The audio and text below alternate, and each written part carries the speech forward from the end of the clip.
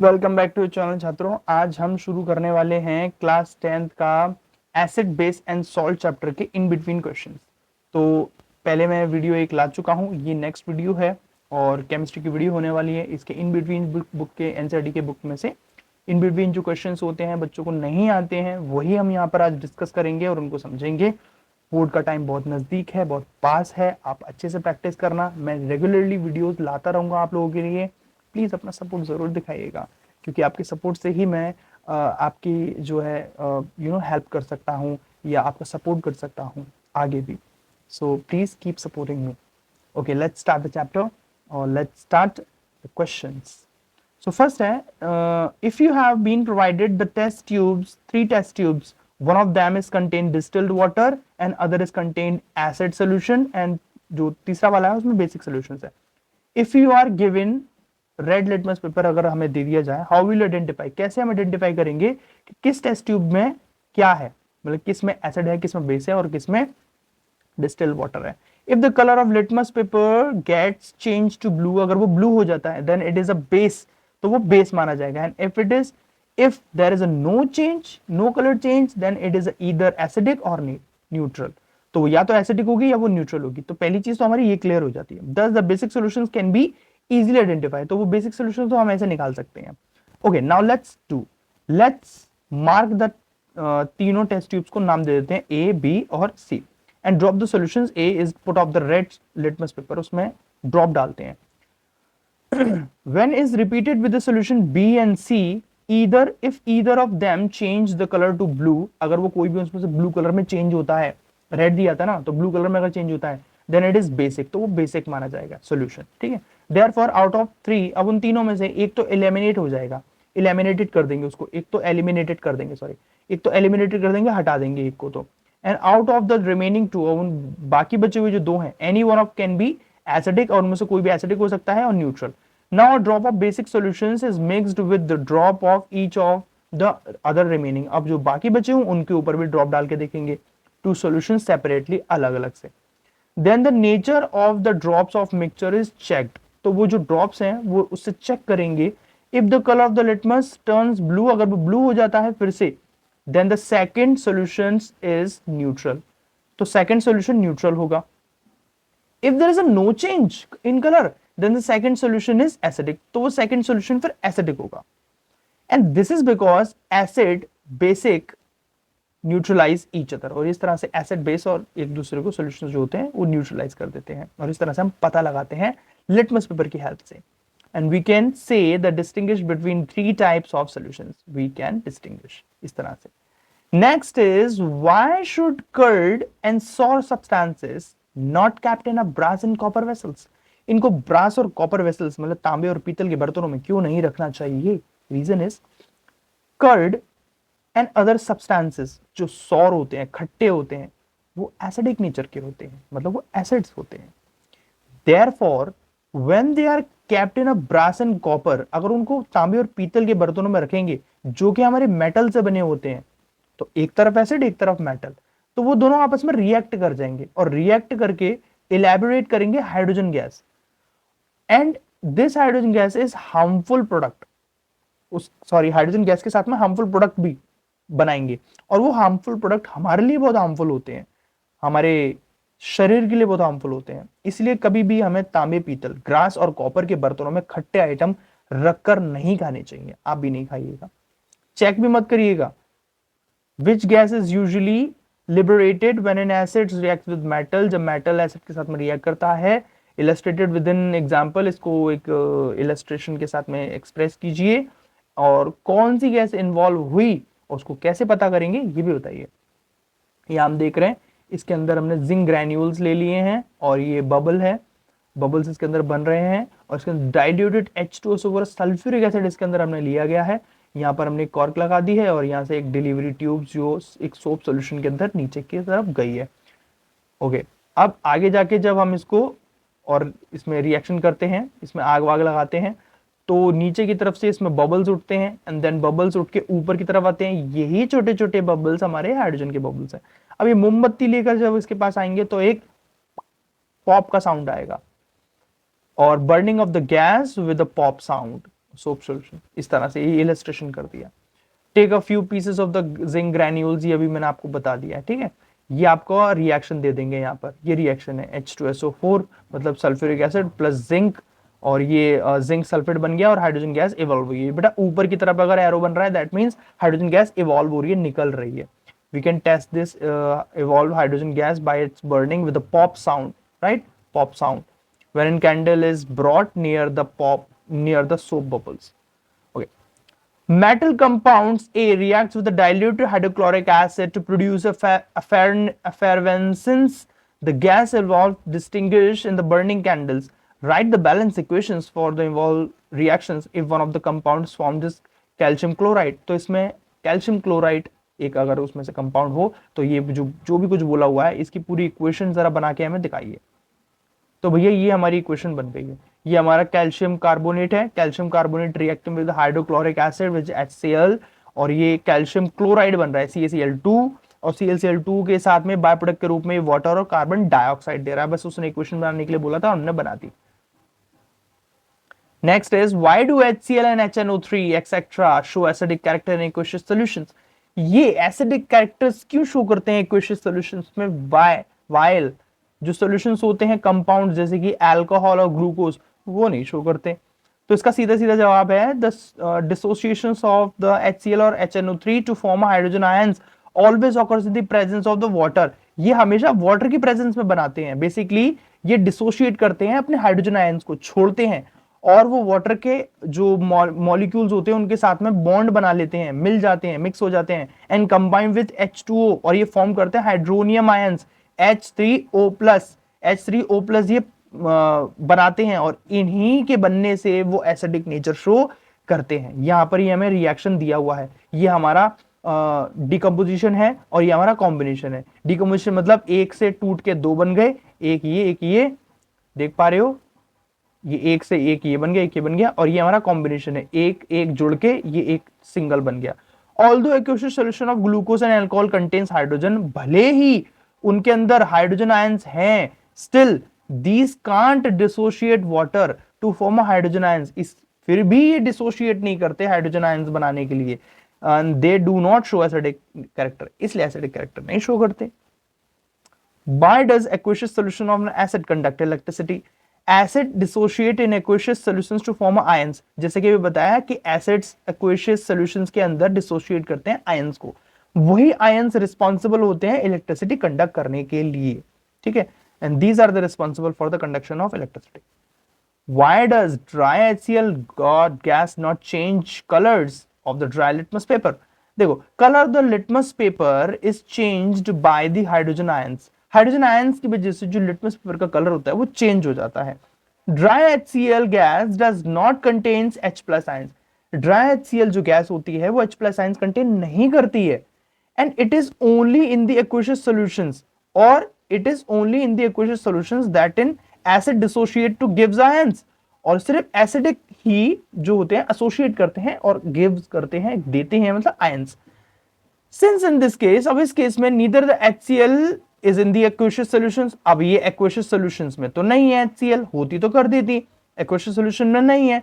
Nor the litmus paper is wet, और ना ही litmus paper हमारा गीला है, लिटमस पेपर भी गीला नहीं है, वो भी एक्वेशियस सॉल्यूशंस में नहीं है, इसीलिए ड्राई HCl गैस हमारी लिटमस पेपर को उसका कलर चेंज नहीं करेगी। While diluting an acid, why is it recommended that the acid should be added to water, not water to acid? क्यों हमें ये recommend किया जाता है कि हमेशा एसिड के अंदर एसिड को पानी में मिलाइए, ना कि पानी को एसिड में मिलाइए। ऐसा क्यों कहते हैं? क्योंकि देखिए पानी के अंदर पानी के अंदर ऐसी प्रॉपर्टी होती है कि वो बहुत लार्ज अमाउंट ऑफ हीट को अब्सॉर्ब कर सकता है अपने अंदर, जबकि एसिड के अंदर ऐसी प्रॉपर्टी नहीं होती है। तो एसिड के अंदर अगर आप पानी मिलाओगे तो वो उस हीट को इवेपोरेट कर देगा, वो मतलब आग को, जो पानी आएगा ना उसके अंदर, तो वो तो गर्म होगा एसिड, तो वो उसको इवेपोरेट करेगा। इवेपोरेशन से क्या है, छींटे उछेंगी, ठीक है, स्प्लैश करेगा वो, तो स्प्लैशेंट आपके हाथ पे आ सकता है, तो आपका हाथ जल सकता है, आपके जो भी आप कपड़े वगैरह हैं उनको आपको नुकसान पहुंच सकता है। इसलिए हमेशा रेकमेंड किया जाता है, since if it is done by the other way, it is possible that, अगर वो हो सकता है, because of the large amount of heat is generated, बहुत ज्यादा हीट जनरेट होती है, and the mixture splash it out and causes a burn, और वो स्प्लैश आउट हो सकता है और आपको बर्निंग इफेक्ट, मतलब एक बर्न आपको कर सकता है वो, ठीक है। How is the concentration of hydrogen ions affect when a solution of an acid is diluted? कैसे? how is the concentration of hydrogen ions affected a solution? एक solution को कैसे hydronium ions affect करते हैं? when an acid is diluted, अगर acid diluted होगा, the concentration of hydronium ions per unit volume decrease, वो decrease हो जाएंगे, कम हो जाएंगे, and this means that the strength of the acids is decrease, और इसलिए जो acid की जो strength होती है वो भी decrease हो जाती है। पर यूनिट वॉल्यूम के हिसाब से होता है, जो भी उसका वॉल्यूम होगा पर यूनिट वॉल्यूम के हिसाब से इतना होना चाहिए H3O+। That's how. Now next is how is the concentration of hydronium hydroxide OH- जो कि हमारे किसके आयंस हैं? बिल्कुल सही, बेस के आयंस हैं। Affected when an excess base is dissolved, excess base is dissolved in a solution of sodium hydroxide, sodium hydroxide के में एक्सेसिव जो है बेस अगर हम ऐड कर दें। The concentration of hydroxide ions के कंसेंट्रेशंस वुड इंक्रीज, वो बढ़ जाएंगे when an excessive base is dissolved in a solution of sodium hydroxide. भाई सोडियम हाइड्रोक्साइड भी हमारा बेस है, उसके अंदर और बेस मिलाओगे तो कंसेंट्रेशन बढ़ ही जाएगा ना, वो पहले से बेस है, आप और बेस मिला रहे हो तो उसकी पावर और बढ़ जाएगी। Next is when you have two solutions A and B and the pH of solution A is 6, okay, and the pH of solution B is 8। पहले का जो A का है वो 6 है pH और B का है जो 8 है। Which solution has more hydrogen ions concentration? Which of this is an acidic and which of this is basic? तो इसमें सीधे से हमें पता चल रहा है, अगर हम उस पर भी देखें, लिटमस पेपर पे भी, हम pH स्केल पे भी देखें तो भैया ये हमारा एसिडिक हो गया और ये हमारा बेसिक हो गया। अब ये बहुत माइल्ड एसिड है, ये एसिड है बहुत माइल्ड है, मतलब बहुत ज्यादा कम, बहुत हल्का एसिड है। The pH value of the less than 7 indicates the acidic solutions, okay, ये कह ही रहा है, ये हो गया। And while the greater than 7, अगर जो 7 से बड़ी होती है, इंडिकेट करती है basic solutions। Therefore the solutions of pH 6 is acidic, has more ion hydrogen ions, इसके अंदर हाइड्रोजन आयंस ज्यादा होंगे, H+ के आयन ज्यादा होंगे क्योंकि ये एसिड है, और इसके अंदर OH नेगेटिव के आयन ज्यादा होंगे क्योंकि ये बेसिक है। And concentration then the solution of pH 8 is basic, वो बेसिक होगा। तो 7 से नीचे के जो जितने भी जाएंगे वो सारे एसिडिक में जाएंगे, 7 से ऊपर के जो जाएंगे वो सारे बेसिक में जाएंगे। 7 हमारा न्यूट्रल होता है, और जितने भी आइटमों के pH 7 होते हैं वो सारे न्यूट्रल होते हैं, मतलब ना वो एसिडिक होते हैं ना वो बेसिक होते हैं। अब 7 किसके pH हो सकते हैं? खून का pH होता है हमारा 7 समथिंग पॉइंट होता है, दूध का pH भी इतना ही होता है 7 या 6 पॉइंट समथिंग समथिंग कुछ हो सकता है ना। दही का pH कम हो जाएगा, 5 6 समथिंग नीचे चला जाएगा वो, क्योंकि जैसी कोई आइटम खट्टा होने लगता है तो उसका pH गिरने लगता है, और कोई चीज अगर बेसिक होने लगती है, कड़वी होने लगती है, तो उसका pH बढ़ने लगता है। What effect does the concentration of H+ aqueous solutions वाले ions have on the nature of the solutions? Answer करते हैं। कंसंट्रेशन अगर aqueous solutions का हाइड्रोजन के have a varied effects on the natures of the solutions. With an increase of H+ ions concentrations, the solution become more acidic, while the decrease of the H+ ions causes the increasing basicity of the solutions। मतलब वो ये कह रहा है कि H+ ions के जो H hydrogen के जो आयंस होते हैं वो किस तरह से एक सॉल्यूशंस के नेचर को डिपेंड करते हैं, उसको हैंडल करते हैं या उसको रेगुलेट करते हैं। तो वो ये कह रहा है कि अगर आपके H+ के आयन ज्यादा हो गए किसी सॉल्यूशन में तो वो उस सॉल्यूशन को एसिडिक कर देगा, और अगर उसके H+ आयन कम हो गए किसी सॉल्यूशन से तो वो उसको बेसिक कर देगा। बस इतना सा, ये सारी चीजें इसी पे डिपेंड करती है। Do basic solutions also have H+ ions? If yes, then why are these basics? क्या बेसिक सॉल्यूशंस के अंदर भी H+ आयंस पाए जाते हैं?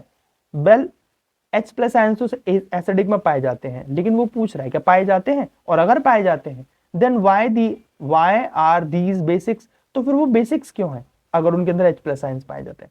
Yes, basic solutions also has H+ ions, basic solutions में भी H+ आयंस होते हैं, और हालांकि देयर कंसंट्रेशन इज लेस, बहुत कम होते हैं as compare to concentration of OH-। OH- क्योंकि वो भाई बेसिक है, इसलिए उसके अंदर OH माइनस के ही ज्यादा होंगे और H प्लस के होते हैं तो बहुत कम होते हैं. So that makes the solutions basic. That's why it is makes the solution basic. Under what soil condition do you think, किस soil condition में आपको लगता है एक farmer would treat the soils of his fields with a quick lime, मतलब calcium oxide CaO, किस condition में, और स्लेट लाइम और अ चौक, या इसको नाम दे सकते हैं हम कैल्शियम कार्बोनेट. क्या करे वो बेचारा. So if the soil is acidic, the improper for cultivation and improper for cultivation, अगर वो सॉइल मिट्टी एसिडिक है तो वो इम्प्रॉपर है, मतलब प्रॉपर नहीं है वो कल्टीवेशन के लिए, खेती बाड़ी के लिए. Then to increase the basicity of the soil, अब हमें क्या करना पड़ेगा, अगर सॉइल एसिडिक है तो हमें उसके अंदर कुछ बेस मिलाना पड़ेगा ताकि न्यूट्रलाइजेशन रिएक्शन परफॉर्म हो सके और वो उसके एसिडिक नेचर को न्यूट्रल कर सके और फिर वहां पर खेती बाड़ी हो सके. Then so the farmer would treat the soils with a quick lime, अब उसको चूना वगैरह डालता है वो उसके अंदर, और स्लेट लाइम और चौक वगैरह डालता है. अब वो चौक क्या होते हैं, वो बेस होते हैं बेटा, ठीक है, वो पहले से ही एसिडिक है. ठीक है, मैं एक मिनट दिखाता हूं. हाँ, तो हमारी जो मिट्टी है वो क्या है, वो एसिडिक है. ठीक है, उसके अंदर जो किसान है वो क्या मिलाएगा, बेस मिलाएगा, और बेस के नाम पे वो क्या लेगा, स्लेट लाइम लेगा, चौक लेगा, क्विक लाइम लेगा. ठीक है, सफेदी वगैरह होती है, और इससे रिएक्शन जो होगा तो उससे बनेगा क्या, एसिड प्लस बेस, उससे बनता है सॉल्ट. ठीक है, और इसी रिएक्शन को हम बोलते हैं न्यूट्रलाइजेशन रिएक्शन, और इससे वो चीज न्यूट्रल हो जाएगी. अब सॉल्ट जो होता है वो ना वो बेसिक होता है ना वो एसिडिक होता है.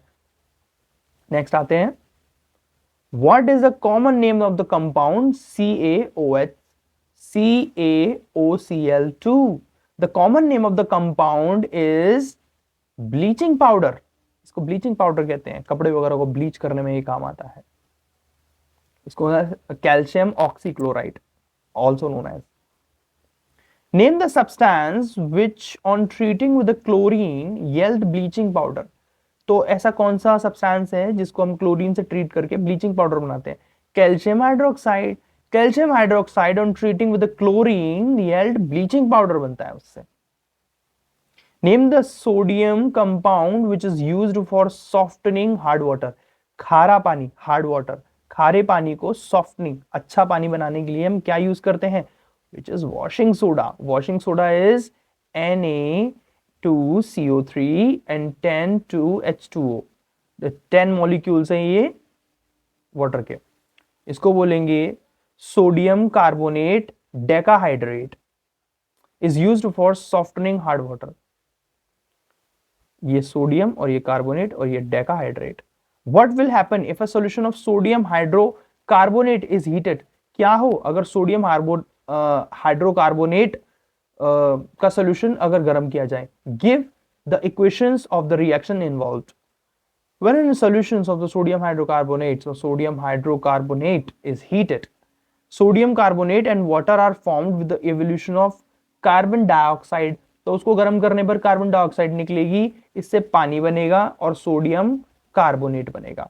तो यहां हम देख पा रहे हैं हम, ये है सोडियम हाइड्रोकार्बोनेट. इसको जब हमने गर्म किया, ये ट्राइंगल लग रहा है यहाँ पर, ये हीट का साइन होता है. ठीक है, और इससे ये दो प्रोडक्ट निकल गए हमारे, एक ये और एक ये, और ये बाय प्रोडक्ट के रूप में ये भी है. हाँ, ये इस तरह से ये निकल गए. तो हम देख सकते हैं हमने रिएक्शन भी दिखा दिया. ठीक है, बैलेंसिंग करना आप लोगों को आती होगी, I hope. Write an equation to show the reaction between plaster of Paris and water. अब प्लास्टर ऑफ पेरिस सभी को पता है भाई, पीओपी होता है. The chemical equation of the reaction plaster of Paris can be represented as, कैसे represent कर सकते हैं, ये रहा calcium sulphate hemihydrate which is called also known as plaster of Paris, जिसको हम पुट्टी भी कहते हैं, जो खिलौने वगैरह में बनाने में काम आते हैं, घर की दीवारों को चमकाने में काम आते हैं, और दीवारों की जो दरारें हैं उनको भरने में काम आती हैं, खिलौने वगैरह बनाने में बता दिया था अभी मैंने. ओके, इसके अंदर ये वाटर हमारा ऐड होगा, देन ऐड होके ये जिप्सम बन जाता है. ये जिप्सम, ये कैल्शियम सल्फेट डाइहाइड्रेट, जब 2 लग गया तो डाई हो गया, हाफ लगा हुआ है, आधा लगा हुआ है तो हेमी हो गया. हेमी मतलब आधा होता है. ठीक है, वो ध्यान रखना है. तो ये इक्वेशन हम कुछ इस तरह से हम दिखा सकते हैं. Okay. The solution turns red litmus blue. The pH is likely to be, और वो pH क्या हो सकता है? ओके, रेड लिटमस ब्लू हो जा रहा है, वो पीएच क्या होगा? The base turns red litmus blue, base जो होता है वो ही लाल लिटमस को ब्लू कर देता है और ब्लू लिटमस को रेड एसिड कर देता है, and acid turns blue litmus to red. Basic solutions pH, basic solution has a pH value more than 7. अब जो बेसिक पीएच होते हैं उनकी वैल्यू मोर देन 7 होती है. Since the solution turns the red litmus blue, अगर उसने लाल से ब्लू कर दिया that means the pH is to likely to be 10, तो उसका 10 हो सकता है. देखो, 1 नहीं हो सकता, एसिडिक हो जाएगा. 4 नहीं हो सकता, एसिडिक हो जाएगा. 5 एसिडिक हो जाएगा, तो बचा 10. तो 10 ही हो सकता है जो उसको बेसिक करेगा, मतलब ब्लू कर देगा. The solution of reacts with the crushed eggshells to give a gas that turns lime water milky. lime water में कन्वर्ट हो जाता है वो. द सोल्यूशन कंटेन्स, वो सोल्यूशन क्या कंटेन करता है बेटा? वो सोल्यूशन कंटेन्स करता है HCl, क्योंकि जो एग शेल होता है वो कैल्शियम कार्बोनेट का शेल होता है, कैल्शियम कार्बोनेट का, calcium oxide, calcium carbonate something something का वो बना रहता है, और वो एसिड के साथ में रिएक्ट करता है. Then it, that's why it becomes turns likely lime water milky water बन जाता है वो. Okay, 10 ml of solutions of sodium hydroxide is found to be completely neutralized by 8 ml of a given solution of HCl. HCl के 8 ml से एक solution तैयार हुआ calcium hydroxide का, जिसने उसको completely neutralize कर दिया. If we take a 20 ml of the same solutions of sodium hydroxide, the amount of HCl solutions, तो फिर HCl अगर हम 20 ml लेते 10 ml की जगह, तो बताइए फिर HCl का सोल्यूशन का वो क्या रहता? The same solutions as before, required to neutralize it will be, तो कितना होना चाहिए था?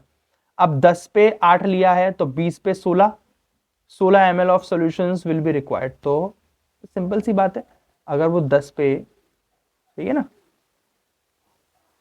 अगर 10 ml पे 8 ml HCl यूज हो रहा है तो ओहो, तो 20 ml पे 16 ml HCl यूज होना चाहिए. Simple. Which are the following types of medicines used to treating the indigestions? तो वो होते हैं एंटासिड्स. कहाँ है ये एंटासिड्स? इनके अंदर बेस मिला रहता है, हमारे पेट में जलन होती है तो वो हमारा पेट ज्यादा एसिडिक नेचर जो है बना लेता है अपने पेट में और ज्यादा एसिड प्रोड्यूस करता है. हमारे पेट में कौन सा एसिड होता है? HCl, ये वाला जो हमारे खाने को पचाने में काम करता है. तो वही सेम न्यूट्रलाइजेशन रिएक्शन हम परफॉर्म करना चाहते हैं, इसलिए हम एंटासिड्स वगैरह खाते हैं. Antacids is used to treating the indigestions.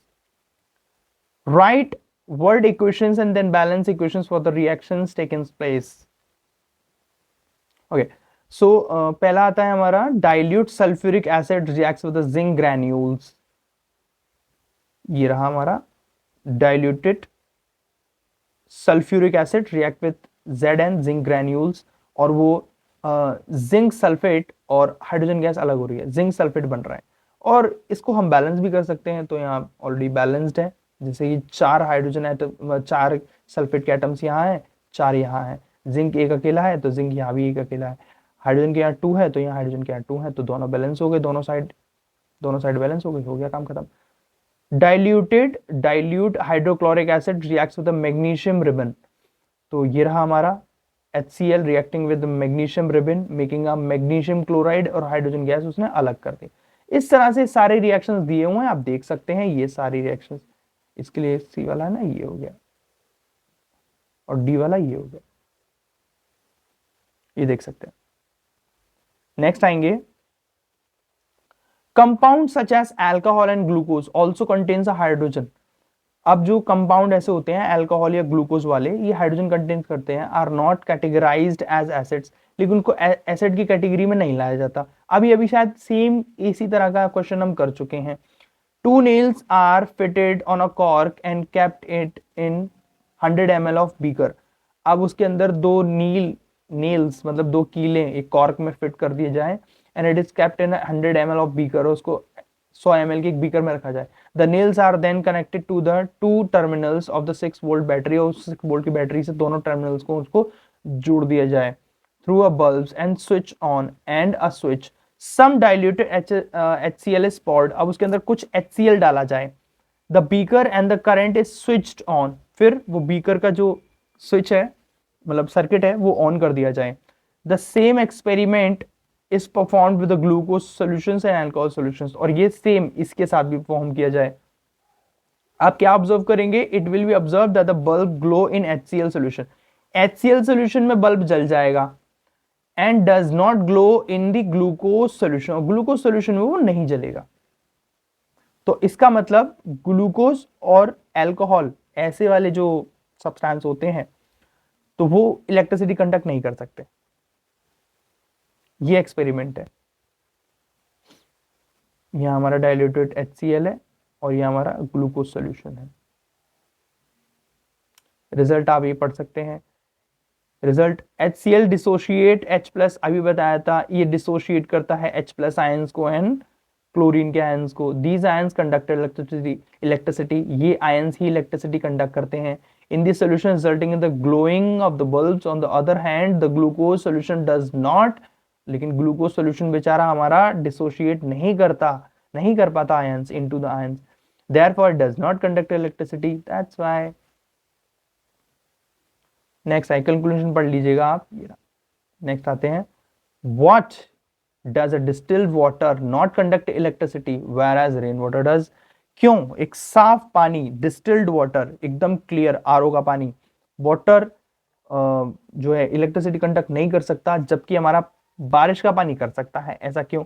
Distilled water is pure form of water and is devoid of any ionic species. इसके अंदर कोई भी free ions नहीं है. Therefore it does not conduct electricity. Rain water जो है हमारा being in impure, वो impure है, impure form of water है, contains many ionic species. उसके अंदर बहुत सारे free ions हैं, present हैं, such as acids, and therefore it conduct electricity. Why do acid not show acidic behavior in the absence of water? वो पानी की एब्सेंस में एसिडिक नेचर क्यों शो नहीं करते? Acid do not show acidic behavior in the presence of water because dissociation of hydrogen ions from an acid occurs in the presence of water only. वो dissociate करेगा hydrogen ions in the presence of the water only. और it is the hydrogen ions, और वही hydrogen ions जो responsible होते हैं acidic nature के लिए. अब वो डिसोशिएट ही नहीं करेगा तो वो एसिडिक नेचर शो नहीं कर पाएगा, तो पानी के बिना उसकी दाल नहीं गलेगी. That's why that are responsible for the acidic behaviour. 5 solutions A, B, C, D and tested with the universal indicator showed pH as 4, 1, 11, 7 and 9. तो हमें साफ साफ पता चल रहा है कि क्या क्या है. Arrange the pH in the increasing order of the hydrogen ions concentration. Okay, concentration hydrogen ions के कंसंट्रेशन के हिसाब से. जैसे ये हो गया हमारा बहुत बेसिक, न्यूट्रल, एसिडिक, बड़ा, छोटा, इस तरह से. और इनके पीएच को अगर आपको अरेंज करना है तो वो भी आप अरेंज कर सकते हो. न्यूट्रल है तो ये आ गया 7 पे, ठीक है. इसके बाद स्ट्रॉन्गली अल्कलाइन है, स्ट्रॉन्गली एसिडिक है तो एक पीएच हो गया, वो स्ट्रॉन्गली एसिडिक होगा, बहुत ज्यादा एसिडिक होगा. इसके बाद वीकली एसिड है. अब वीकली एसिड मतलब ऐसे एसिड जो वीक होते हैं, जिनको हम टच कर सकते हैं, जिनका पीएच 5, 5.5, 6 इतना होता है. वीकली अल्कलाइन वो होते हैं जिनका जस्ट राइट आफ्टर, मतलब 7 के जस्ट बाद में जिनके पीएच आते हैं, जो 9 से कम होते हैं, 7 से बड़े होते हैं, मतलब 7.5, 8, 8.5, 9 ऐसे वाले जिनके पीएच इतने होते हैं वो वीक बेस होते हैं. वो equal length of magnesium ribbon are taken the test tubes A and B. अच्छा, इक्वल लेंथ की मैग्नीशियम रिबन ली गई और ए और बी टेस्ट ट्यूब में डाली गई. Hydrochloric acid HCl is added to the test tube A में हाइड्रोक्लोरिक एसिड डाला गया, while the acetic acid CH3COOH is added to the test tube B. ये विनेगर होता है, acetic acid. In the which test tube will the fizzing occurs more vigorously and why? किसके अंदर झाग ज्यादा बनेंगे और क्यों बनेंगे? The fizzing occurs strongly in the test tube A. तो टेस्ट ट्यूब ए में ज्यादा झाग बनेंगे इन विच हाइड्रोक्लोरिक एसिड, जिसमें HCl प्रेजेंट है, is added. This is because HCl इज अ स्ट्रॉन्ग एसिड। HCl हमारा बहुत स्ट्रॉन्ग एसिड होता है देन दिस, मतलब हमारा जो विनेगर होता है उससे। Therefore, the produces hydrogen gas get a faster speed due to the which fizzing occurs। इसलिए उसमें से हाइड्रोजन गैस ज्यादा जल्दी निकलेगी, इसलिए उसमें से ज्यादा झाग बनेंगे। Fresh milk has a pH of 6। Fresh दूध का pH जो होता है 6 होता है। Why do you think the pH will change as it turn to curd? आपको क्यों लगता है कि वो जब वो दही में बनेगी तो उसका pH चेंज हो जाएगा? देखो सिंपल सा आंसर है भाई, the pH of the milk is 6। pH दूध का pH जो होता है वो 6 होता है। As it change to curd, जब वो दही में बदलता है, the pH will reduce because the curd is acidic. तो वो एसिडिक हो जाता है, दही एसिडिक हो जाती है, इसलिए उसका pH गिर जाएगा। एंड द एसिडिक, फिर वो एसिडिक नेचर शो करेगी दही अपना। The acid present in it increase it decrease the pH।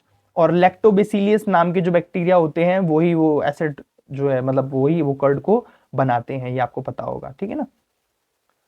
The milkman add very small amount of baking soda to fresh milk। वो एकदम फ्रेश मिल्क में थोड़ा सा बेकिंग सोडा मिलाता है। Why does he shift the pH of the fresh milks from 6 to slightly alkaline? क्यों वो दूध के 6 pH को slightly alkaline तक ले जाता है, मतलब आगे तक ले जाता है। Why does this milk take a long time to set as curd? क्यों ये दूध दही बनने में लंबा समय लेता है? Well, the milkman shifts the pH of the fresh milk from 6 slightly alkaline because in the alkaline condition milk does not set as curd easily। वो इसलिए करता है क्योंकि वो इसके अंदर बेकिंग सोडा मिला देता है, और बेकिंग सोडा हमारा भाई बेस होता है, और बेस होने की वजह से वो दूध को भी बेसिक कर देता है।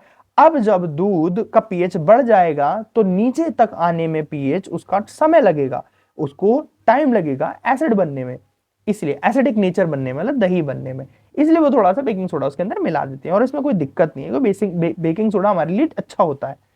नेक्स्ट क्वेश्चन का आंसर है बी वाले का, since this milk is slightly basic, अब ये थोड़ा बेसिक हो जाता है देन यूजुअल मिल्क, आम दूध से, है ना। Acid produced to set as curd are neutralized by the base. तो जो भी उसके अंदर एसिड बनाने वाले लैक्टोबैसिलियस बैक्टीरिया आते हैं, तो उनके अंदर प्रेजेंट्स जो भी बेकिंग सोडा के सब्सटेंसेस होंगे, या जो भी चीज होगी बेकिंग सोडा की, तो वो उसको कर्ड बनने में ना थोड़ी दिक्कतें लाएगी, और उसको बार बार न्यूट्रलाइज कर देगी, बट एक स्पेसिफिक समय के लिए, ठीक है। Therefore it takes a longer time for the curd to set. Next is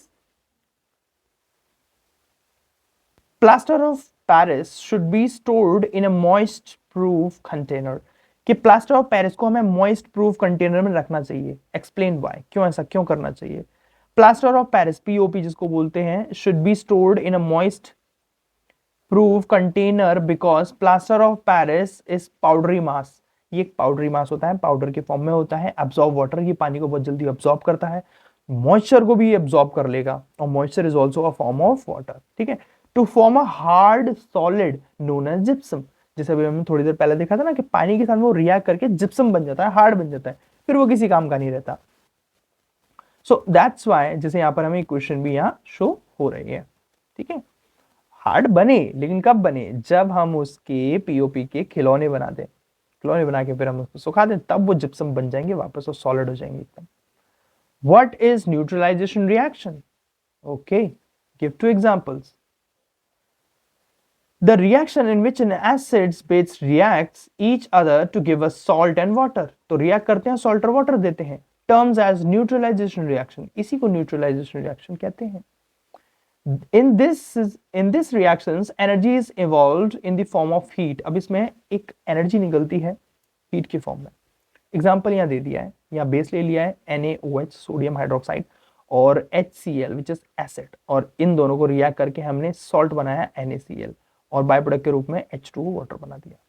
during the indigestion, पचने के दौरान, caused due to the production of excessive hydrochloric acid in the stomach, पेट में ज्यादा एसिड बनता है हमारे में, पेट हमारा ज्यादा एसिड बनाने लगता है ना। द एडमिनिस्टर्स एंड एंटासिड्स, तो इसमें एडमिनिस्टर जो बढ़िया काम करता है वो करता है antacids, generally milk of magnesium MgOH2 which is basic in nature, and antacid neutralize the excessive of acids in and thus the gives the relief from the indigestion। इसलिए अपच, पेट में दर्द, इन सारी चीजों से हमें आराम मिल जाता है।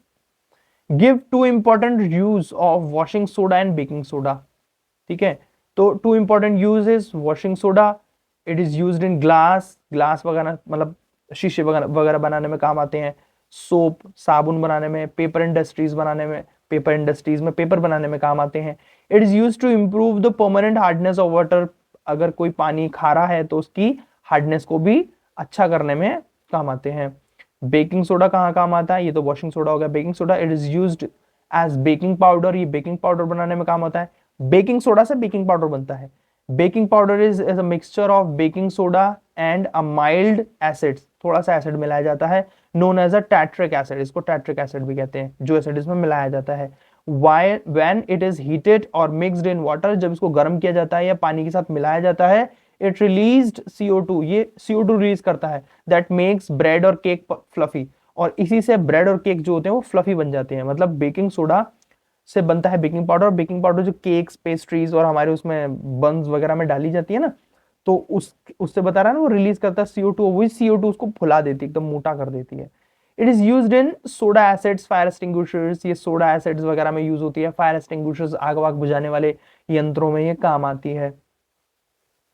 That's it. तो ये रहा आपका chapter acid, base and salt, और ये इन बिटवीन क्वेश्चन थे। आई होप आपको समझ में आए होंगे। और वीडियो कैसी लगी, वीडियो को कमेंट करके जरूर बताइएगा मुझे, और चैनल को subscribe please please please subscribe कीजिएगा और अपने दोस्त के साथ जरूर शेयर कीजिएगा। मैं आपके लिए ऐसे ही साइंस के ऊपर वीडियोस लाता रहूंगा। Keep supporting, keep learning. See you then, bye bye.